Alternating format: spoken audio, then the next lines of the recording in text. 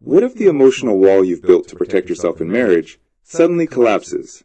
Not because of anger or betrayal, but because of love so deep it breaks through decades of guarded silence. Wow, that's really powerful. I mean, it's not the kind of thing you expect, right? Usually, when we think of walls coming down, it's after some big fight or trauma. But here, it's love that shatters it? Exactly. It's this idea that after more than 20 years of carrying that wall, it just falls in a moment of raw vulnerability. And that moment changes everything. That sets such a profound tone. And it's not just about the marriage itself, is it? There's so much more layered in: blended family dynamics, chronic illness, the quiet struggles behind closed doors. Right. The stakes here are huge. Health, financial stability, the future of their family. And what we're unpacking is how love can survive, even thrive, through all that complexity and pain. So by the end of this, listeners will get a deep understanding of how a marriage tested by betrayal, blended family tensions, and life-altering illness can find redemption, not through perfection, but through courage and presence. Yeah, and that emotional wall, it's such a central metaphor. It started with Dan's first marriage ending abruptly because of infidelity. That moment wasn't a slow fade. It was a sudden break that led him to build this wall. And it's important to note that this wall wasn't bitterness. It was a guarded love, a survival mechanism to protect himself and his children from further hurt. Exactly. But when Dan married Sue, that wall was still very much there. It shaped how he engaged emotionally, not just with Sue, but within the entire blended family system. That's a key point. The wall created distance on multiple levels, between Dan and Sue, but also between the two sets of kids, with separate parenting styles and unspoken boundaries. Dan's way of managing emotions was compartmentalization. He literally put boxes on shelves in his mind, including a Sue box that held her past and parts of their relationship he avoided. That's such a vivid mental model. It's protective but isolating. It limits intimacy and full connection because you're keeping parts of the person at arm's length. And that compartmentalization extended into the family dynamics. 5 kids under one roof, 3 from Dan, 2 from Sue, with different ages, histories, and expectations. The physical space mirrored the emotional space.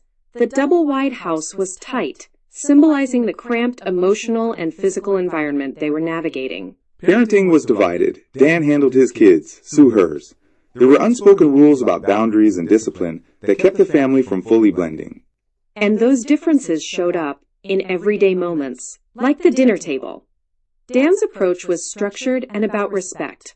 Kids eat what's put in front of them, stay seated until done. Sue's was more flexible, more emotional. That created a quiet battleground.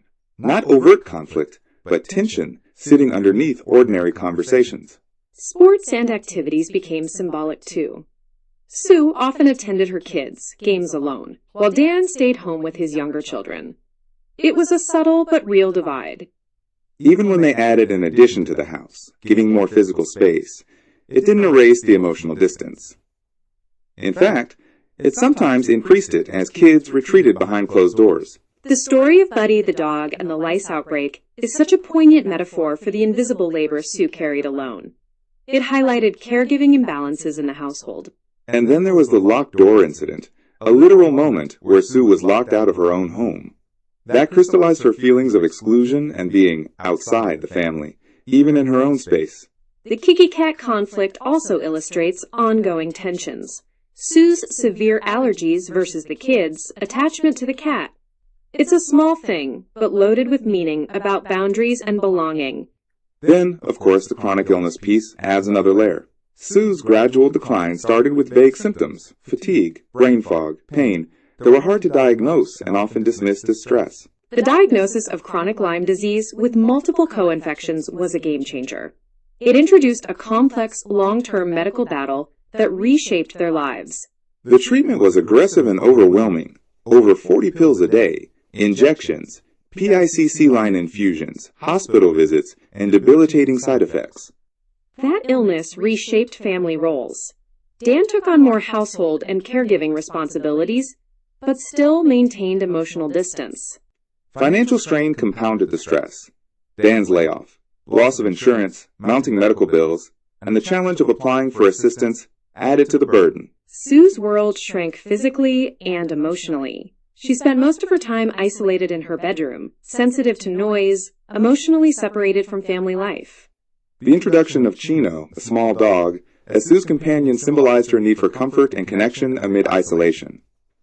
Dan's own health crisis with heart blockages and stents paralleled Sue's struggles, highlighting mutual vulnerability but different coping styles. Then came the lung infection diagnosis, MAI, and the recommendation for lung surgery. That added another layer of medical complexity and emotional weight. Sue's decision to cancel surgery based on a lack of peace, followed by a miraculous improvement, challenged medical authority, and underscored the role of faith and intuition in healing.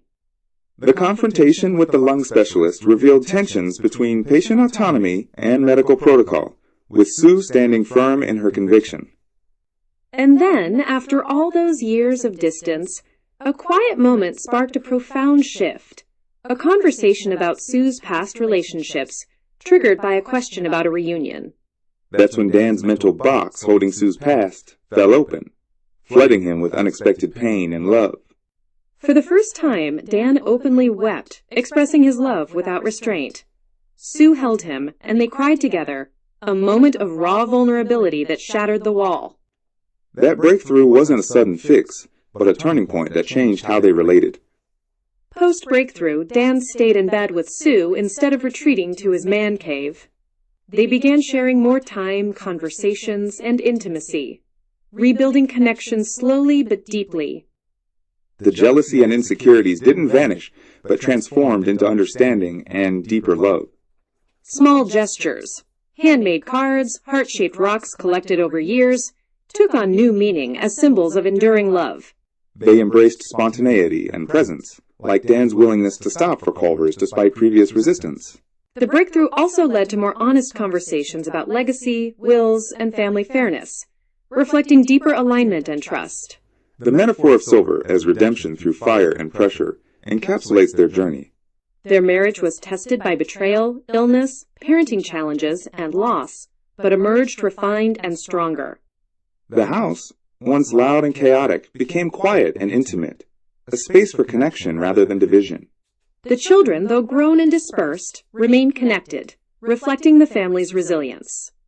Dan's George Bailey moment, realizing his quiet impact on others, symbolizes the unseen value of perseverance and love. Sue's healing and renewed faith brought freedom from shame and a new capacity for vulnerability. Their story challenges assumptions about blended families and chronic illness, showing that love can survive complexity and hardship. It underscores the importance of emotional openness, shared burden, and faith in sustaining relationships. And Dan's poem, After the Wall Fell, captures it beautifully. Love as a promise, tested and fulfilled, awakening hope and connection. It's a remarkable journey. What strikes me most is how the wall, while protective, was also a barrier to the very love and connection Dan longed for. Yes, and the courage it took to let that wall fall, to be vulnerable after so many years, is profound. It reminds us that healing in relationships often requires facing the hard parts, the past, the pain, and choosing love anyway. And that love isn't about perfection, but about showing up fully, even when it's messy and complicated. Absolutely. It's a story of redemption, grace, and refined love, a testament to what's possible when two people refuse to give up on each other. So, for those navigating blended families, chronic illness, or emotional walls, this story offers hope that connection can be rebuilt, that love can deepen, and that healing is possible. And that sometimes, the walls we build to protect ourselves are the very things we need to let go of to truly be free. Well said. It's a powerful reminder that vulnerability is strength, and love is the ultimate healer. Definitely. And with that, I think we've covered the heart of this story. Yeah, it's been a deep dive, but such an important one. Thanks for exploring it with me. Likewise.